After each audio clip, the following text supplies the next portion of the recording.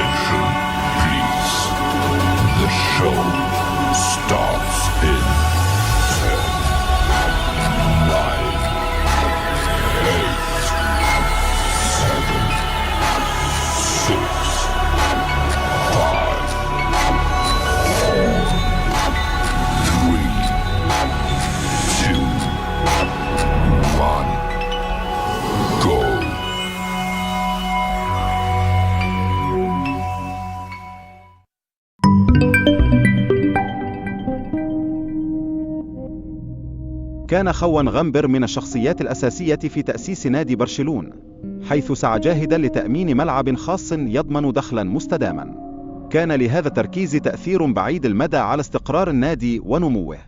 عانى برشلونة من صراعات سياسية عنيفة خلال الحرب الأهلية الإسبانية، حيث تم إعدام رئيس النادي بسبب موقفه السياسي، وقد ترك هذا الحدث أثرا عميقا على هوية النادي واستقلاله.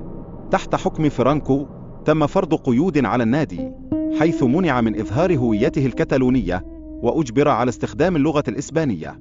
أثار هذا التوجه استياء كبيرا بين المشجعين وتسبب في تأثيرات على تاريخ النادي. تاريخ برشلونة مليء بالنجاحات، حيث حقق الألقاب في الأربعينيات والخمسينيات بعد فترة من الغياب.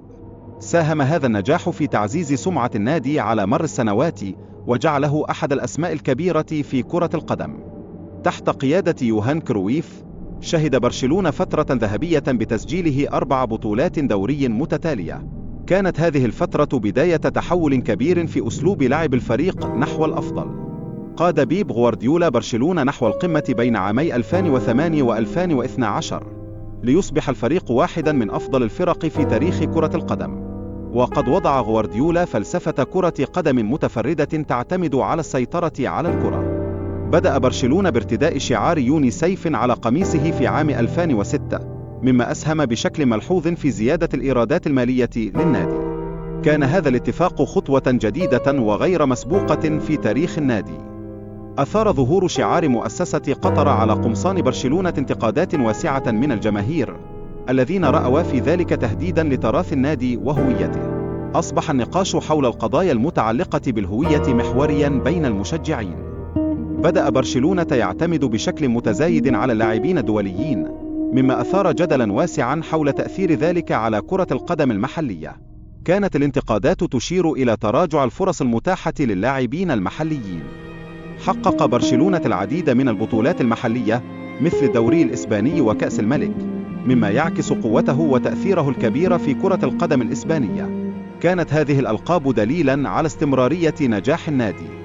على المستوى الأوروبي، أحرز برشلونة دوري الأبطال 4 مرات، مما يبرز مكانته بين الأندية الكبرى في قارة أوروبا. هذه الإنجازات تضيف إلى تاريخ النادي العريق. يعرف النادي بأسلوبه الفريد في اللعب، المعروف بتكتيك تيكي تاكا، مما جعله واحدا من أفضل الفرق في تاريخ كرة القدم. هذا الأسلوب يعكس الفلسفة المميزة للنادي ويعزز مكانته.